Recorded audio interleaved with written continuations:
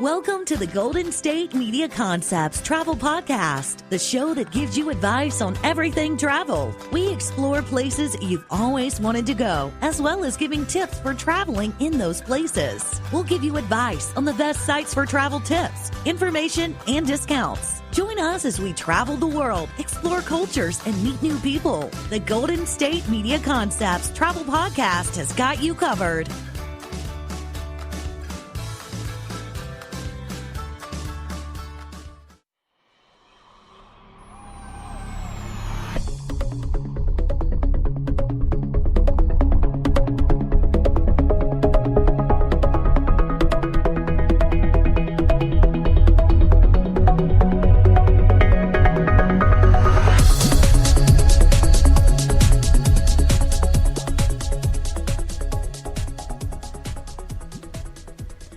Hello and welcome to the GSMC Travel Podcast, brought to you by GSMC Podcast Network.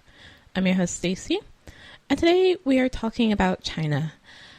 I know, depending on when you're listening to this, China is often in the news. Sometimes good reasons, sometimes bad reasons, a lot of it politically and economically. Talking about how China's become this great world power, this great economic powerhouse. And part of the reason they're able to do that is because, of course, they've got a huge population, and they really do. Like, the size of China land-wise is roughly about the same size as the U.S., but population-wise, we're, nowhere near the same, because China, of course, has over 1 billion people. And within those billions of people, even though we in America tend to think, oh, they're all Chinese, they're all the same, they're actually not. Because China has 56 officially recognized ethnic groups, which I don't quite even know how many we have in America, because I don't know that we recognize ethnic groups. We recognize races, and so you have the main however many, and then you start having, if you're of biracial or multiracial, that starts being a whole different topic. But 56 officially recognized ethnic groups, which I guess implies there's possibly more ethnic groups that aren't officially recognized. So yeah, a lot. And the largest ethnic group, hands down, is the Han, which comprise over 90% of the population. So that means at least 55 other ethnic groups are 10%, but 10% of over 1 billion is still actually quite a lot. So, but the other 55 ethnic groups do enjoy some benefits from being officially recognized. So they enjoy things like affirmative action for university admission and exemption from the one-child policy, which I think is the most interesting aspect, because China's one-child policy, controversial, sure, but also, you can see why they thought of that as a thing, given the huge size of their population. But because I guess that the Han is 90%, all the other ethnic groups are like, you know what, you can continue adding your numbers because you're nowhere near taking over. So by all means, have as many children as you want. It's not going to change too much. We've got 90%. Okay. But contrary to popular belief, there isn't even a single unified Han Chinese culture. There most certainly isn't a unified Chinese culture, even though, again, to outsiders and especially Americans, oh, they're just all Chinese. I couldn't tell you if you played, two of the different quote unquote Chinese languages, one after the other. I couldn't tell you which one was which. I just don't know. And it's a bit strange because I'll say, oh, they're speaking Chinese. Well, no, they're not, because there's no such thing exactly as Chinese. There's Mandarin and Cantonese and several others that I won't even try and name, but not really Chinese, the language per se. But while the Han Chinese do share certain elements, things like, cultural things, Confucianism, Taoist beliefs, there are regional variations in culture among the Han ethnic groups that are actually very diverse. And this part I can believe, because again, China is roughly the size of the US. If you think about the United States, there are some major regional differences between us. Like, I am from California, but my mother's family is originally from Massachusetts. And there's definitely some differences between us and things we do or things we say. I love those little, I don't know if you want to call it a quiz or whatever, where based off of how you pronounce certain words, it can kind of guess where you're probably from. So, how do you say the word pecan or pajama or aunt? And do you have a word for the drive-through liquor store? Do you even know that there is such a thing as a drive-through liquor store? Which, when I first took that quiz, I did not know. I was like, I'm sorry, a what? I still actually don't know what those are called, but it's just like, you what? Drive-through liquor store? Okay, then. Never heard of that. All right. So you can only imagine in China with 1 billion plus people, but still being roughly the same size as America, that you can have those cultural differences, those regional differences, but just with greater numbers, because just greater numbers in general. But the place we're going to talk about today is, and I want to apologize in advance because I do not speak Chinese, any of the Chinese languages, because there is no such language as Chinese. So I am probably going to terribly, terribly butcher any of the native language words that I attempt to say here. But as some of them are, location names, I can't not say them. So I do just apologize in advance. So the place we're talking about today is located in Luoyang or Luang. It's Luoyang is one of the oldest imperial capital cities in China, and it has many cultural heritage which date back to the Song Dynasty. And I, along with not knowing any of the languages, don't really know the history too much. I know there are dynasties. I know some of those last for centuries and centuries, and they're usually named after like the family. I couldn't tell you the order of them to save my soul, but then I also couldn't tell you the order of the U.S. presidents. I can get some of them, and I can tell you, Lincoln is 16, and George Washington is obviously first, and then John Adams, and then Thomas Jefferson, and then I actually don't know who number 4 is, so I've already failed, but I couldn't tell you even, what years did, Thomas Jefferson serve. I'd have to know if George Washington served 2 terms, and I think John Adams maybe served 2 terms, and do my math to figure out, I can't even do my own country's history. I most definitely do not know about the Chinese history. But I'm going to assume, just going off of any dynasty, because I do believe we're not in a dynasty anymore, and most certainly haven't been since the revolution that brought communism to China, but possibly even before then. Again, I do not know Chinese history at all. So not in dynasties anymore, which would place the last dynasty, at minimum in the century before last, where nobody I think I've ever known was alive. So it's already long enough that I'm just like, wow, yeah, I have a hard time even imagining that. Like, it's really hard for me to imagine, a world without cars. That did exist, and relatively recently compared to dynasties and centuries, but a world without cars. Huh. So yes, the Longmen Grottoes, which is the location in Luang, I do apologize, is the place we're talking about, and these can be hundreds and hundreds and hundreds of years old. But we're not going to take 100 years. We are, however, going to take a short break before we talk about the grottos, so stay tuned. Do you want to be healthier, yet you just don't know what to do? All these shows telling you this and that, but nothing seems to work. Well, listen close. Golden State Media Concepts has got something great for you. The Health and Wellness Podcast dedicated to workout trends, healthy eating habits, diet, and everything about healthy living. Join us in our banters as we help you not just live life to the fullest, but live it to the healthiest.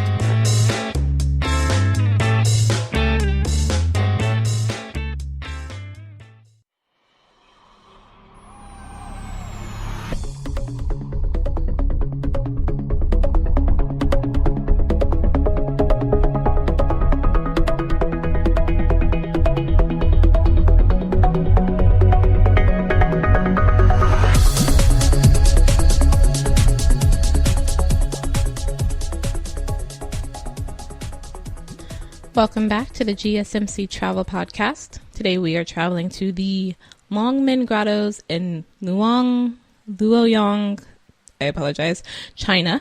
The Longmen Grottoes, which thankfully at least that one I can say, is one of 3 notable grottos in China. And it is, as I tend to do, on the UNESCO World Heritage Site because I really like those, and history, though very little bit of history I can actually get my hand on. They were considered for the UNESCO World Heritage Site for being an outstanding manifestation of human artistic creativity, for its perfection of an art form, and for its encapsulation of the cultural sophistication of Tang China. Tang, not quite sure. The construction for the Longmen Grottoes began in 494, which again, don't know my own president's history. I don't know what's going on anywhere in the world in 494. I recognize that there are places and cultures and civilizations, and that's all I know. They exist. I don't know what they are, where exactly they are. Clearly there's one in China, or what they're doing. But yeah, 494. Wow. Yeah.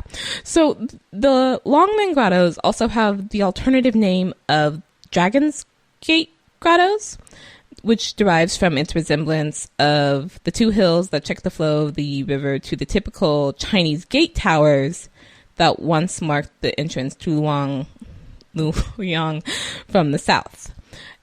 The grottos have a lot of statues, particularly Buddhist statues of Buddha and his disciples, like tens of thousands of statues.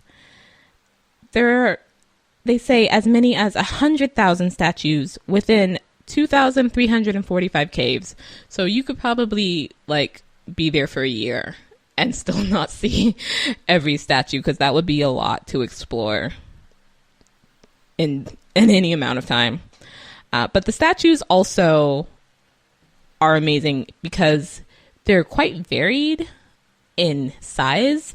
The smallest one is evidently an inch tall, but the largest one is 57 feet. So they clearly had a broad range of sizes they were working with there. It also contains nearly 2,500 stelae and inscriptions, and thus it has the name Forest of Ancient Stelae, as well as over 60 Buddhist pagodas. So even if you're not Buddhist, I imagine this would be an amazing place to visit. And these are often carved into the wall. So it looks, it's now making me think of the Buddhist version of that city that Indiana Jones goes to in the Holy Grail. That's literally carved into the mountain. It's like that, but with Buddhist statues. The pictures of this are quite amazing. If you haven't looked it up, you really should. 30% of the statues date from the Northern Wei dynasty and 60% from the Tang, and caves from other periods account for less than 10%. Most of the work was done on the western bank because the eastern bank caves often served as residences for the large groups of monks. I don't know. I am not Buddhist, so I don't know if there is a sort of, I know in some religions you have to do a pilgrimage or something sometime in your life. It's not specifically prescribed to a certain date or a certain age, but they have certain things of that to be a true whatever religion person, this is one of those tasks you have to fulfill. I don't know if building or carving or having some sort of monument made is part of any of the sects of Buddhist religion. But it is interesting, I think, that it was we're going to live across from all the statues we're carving. Because, you definitely then keep them in your mind because they're right in front of you, when you wake up in the morning and go out. But I do also wonder, what was the thought process behind these? Because for me, it's just, wow, these are immense. And also you carved them out of the wall and also varying in sizes.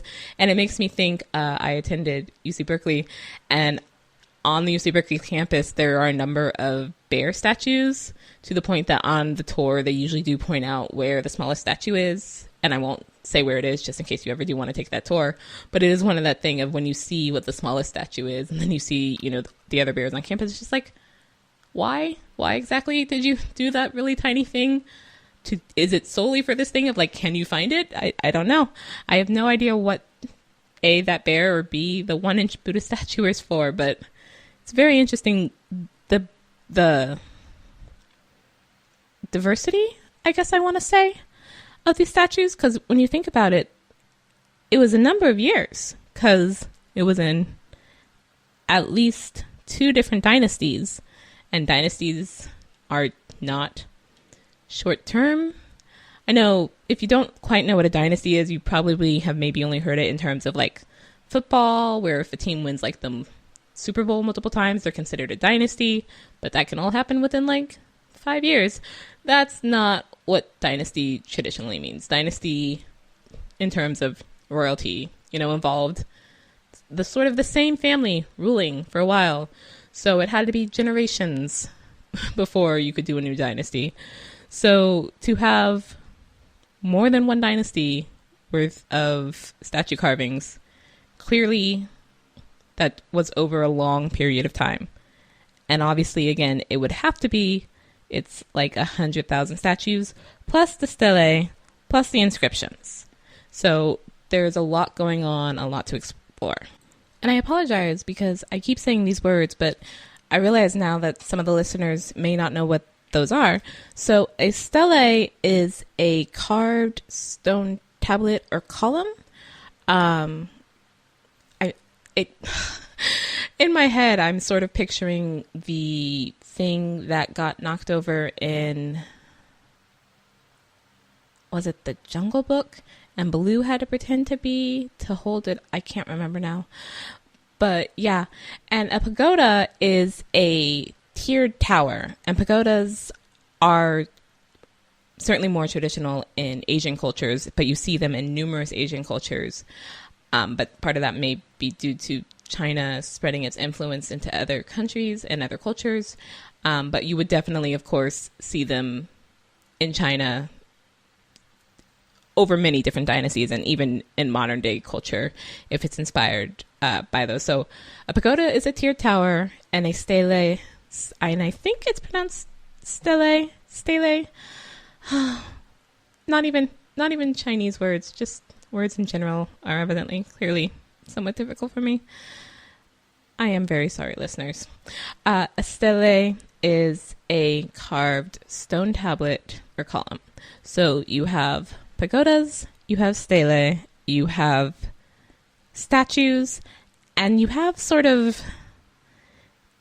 I want to call them alcoves, but I'm not quite sure that would be the proper term, where they carved in just a section, sometimes big sections, sometimes it looks almost like rooms, and other times it's sort of small little cubby holes, again, into the rock, for reasons that I, not being in that religion and also not knowing the history, do not fully know, but the images are stunning. This is clearly a very popular place that a lot of tourists go to, so you can also see a number of images to sort of get a size of A, how big it is compared to you, a human being, but then B, also just sort of how many people can go to these places at one time, particularly during the popular tourist times.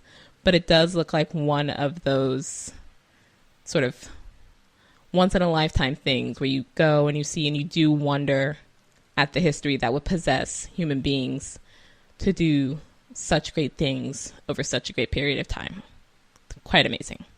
So we're going to take another short break. Stay tuned. Tired of searching the vast jungle of podcasts? Now listen close and hear this out. There's a podcast network that covers just about everything that you've been searching. Hey! The Golden State Media Concepts Podcast Network is here.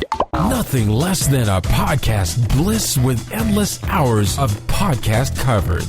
From news, sports, music, fashion, cooking, entertainment, fantasy, football, and so much more. So stop lurking around and go straight out to the Golden State Media Concepts Podcast Network. Guaranteed to fill that podcast itch. Whatever it may be. Visit us at www.gsmcpodcast.com. Follow us on Facebook and Twitter, and download us on iTunes, SoundCloud, and Google Play.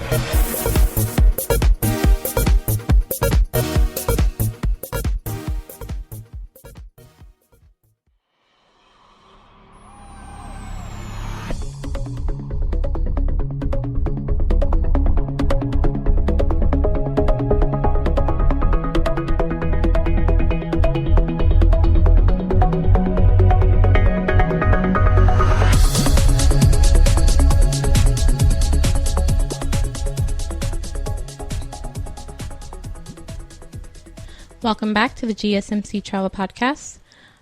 Before I get into the tip for today, I do want to talk a bit more about China and Chinese culture that I didn't mention earlier, because there are a number of things that I think might throw foreigners off about Chinese culture, because there are a number of things that are considered very normal or not anything to remark about in China that would be sort of strange in America. So one of those is spitting. People do tend to spit a lot because there's actually a belief, I believe, about it's bad for you to swallow phlegm or something very much like that. So you do see people spitting. Smoking in public places, even in hospitals, evidently can happen. They don't have the same thought process, I guess, we have about sort of personal space and what is that and how big of a, but that's actually varies between a number of countries of either not having an idea of personal space or not having the same idea of personal space and what, you know, is a good space to maintain between people. And if they bump into you, they may not apologize because that's not considered rude per se in China. So if you like get upset about that, they're just like, what, that happens? Why are you so angry, you strange foreigner, you? But they also do really, they like, okay, so I won't say they dislike foreigners, but they do stare, and staring's not considered rude either. So if you, especially if you don't look Asian, and especially if you are tall or blonde or black, you may be stared at quite a bit. And again, that's not rude. It's sort of a way of showing interest. But for some people, you know, that they might not be able to get over. But where I come from, that's rude, so stop staring at me. But they also are very fond of children. And it's not at all strange or bizarre or creepy behavior in China for total strangers to come up and sort of fawn over children and, I want to say touch them, but that sounds kind of creepy, in the way that, you know, like your family members would, you know, in that sort of like, oh, stereotype of, oh, I hate the holidays because Aunt Ethel will pinch my cheeks sort of thing. That sort of, oh, aren't you cute? Oh, aren't you adorable? Oh, look at that hair. Oh, look at those cheeks. That sort of touching, not the creepy bad touching that we won't go into. So especially if you do take your children to China, just be aware of that. But that does sort of lead me semi-indirectly into my tip for traveling, which is to eat the street food. I both do really want to and also do really not want to do this. I do really want to because it does seem very much like just part of the traveling. Like if you haven't eaten the street food in a country, or have you really been to that country? You might not have been really been there. But also, I'm super picky. So even in non-street food, even in America, I'm just like, I don't want to eat that or that thing either. But if you're worried about street food and whether or not it's safe, look for places where kids are eating. Particularly, especially local kids, not like, you know, all the foreigner kids go there, but where local native kids are eating, because most likely, if it's safe for them, it's safe for you. Now, most likely. That is, there are some things where, you know, local people have just adapted to that food, and so it doesn't make them sick, where it might very much make a foreigner sick. But since things do tend to be toned down a bit for children across many cultures, if the kids are eating it, you've got a safer bet. And again, eating street food is part of experiencing the culture. So if you skip the street food, you would definitely miss out. So look for the kids. But also, because don't look for the kids in a creepy way. I just realized what I said there. Don't. Look for the street food stalls that are popular with kids and be one of the cool kids. Let's go with that. But also because the grottos were based off of Buddhism and Buddhist monks, I found this really cool site called monasterystays.com, which allows you to stay, as it says, in a monastery. Now, this is only based currently in Europe, I believe in Italy and Austria, and I'm not sure if it's based other than those two countries. So unfortunately, you can't stay in, a Chinese monastery. But that thought process of how did the monks live across from giant statues, and how do monks live, and that whole thought process led me here. So monasterystays.com is an accommodation booking service for lodging in authentic monastery, convent, and diocesan guest houses in Italy and Austria. And staying in monasteries is actually a pretty old tradition, particularly back when you would have sort of pilgrimages along, well, like now my whole thought is the El Camino Trail, but also Canterbury Tales, which I did not like. So I'm thinking not very positively about either of those, but that this is a thing that travelers did used to do a long time ago. This is a tradition that goes back, again, centuries, like 1500 years or so, where you would stay in the local monastery or convent, most likely depending on your gender, unless there just wasn't an alternative, and it depended on their hospitality as well. And that was a safe place, but B, considering the levels of religion in those times, also just a accepted practice. But monasterystays.com, because these are located mostly in Italy and Austria, has a skilled customer service team to arrange the reservations personally to keep you from the potential problems that can come from language barriers, because the monasteries are actually still authentic monasteries and convents. So these are local monks and nuns who may not speak English, who have dedicated their lives to religion. So that's not necessarily, they're not tour guides. They're not, tour services. They're doing their religious life, but this is a hospitality that they offer. But to keep all the traveler problems from you, the traveler, monasterystays.com handles all of that. So monastery guest houses have rooms. All the rooms that you can get through monasterystays.com have rooms with either an ensuite or exclusive use private bathroom facility. And you don't actually have to be religious to stay there. There's no obligation or question of religious requirements. This is just a very interesting alternative, to a hotel or a hostel. Something, again, because I like sort of imagining myself in historical times, because supposedly, back in my day, all these better things, as not like now when everything's, gone to pot. That, of course, was never true, but it always feels like that. So I always want to go back in my imagination, maybe with or without a lover, to just imagine a quote-unquote better time. This was something they used to do, and I actually did remember reading this in I think it was a Scottish historical romance. Don't judge me on my book choices. That is one of my sort of cotton candy books to just enjoy without thinking too much, where the characters did end up staying in a monastery as they were traveling to wherever. And because this is a romance and they fell in love, I've got this no romantic idea of it in my head, which I shouldn't go off of. Because, again, these are still running monasteries and convents.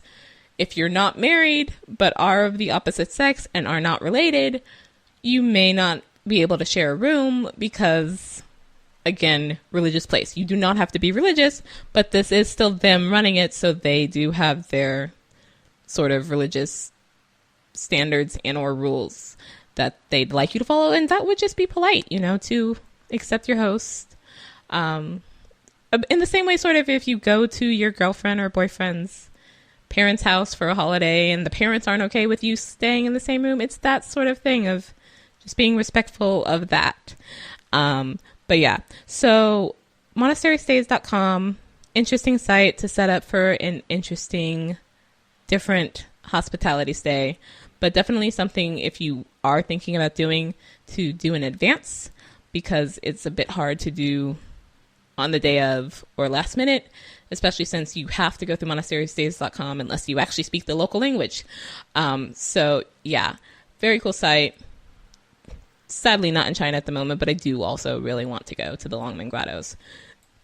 And on that note, we're going to end for today. Thank you for listening to the GSMC Travel Podcast. You've been listening to the Golden State Media Concepts Travel Podcast, part of the GSMC Podcast Network. You can find this show and others like it at www.gsmcpodcast.com. Download our podcast on iTunes, Stitcher, SoundCloud, Google Play, or anywhere you find podcasts. Just type in GSMC to find all of our shows from the GSMC Podcast Network. From travel to health and wellness to entertainment and life and happiness to sex and relationships. You can also follow us on Twitter and Facebook. Thank you, and we hope you have enjoyed today's episode of the Golden State Media Concepts Travel Podcast.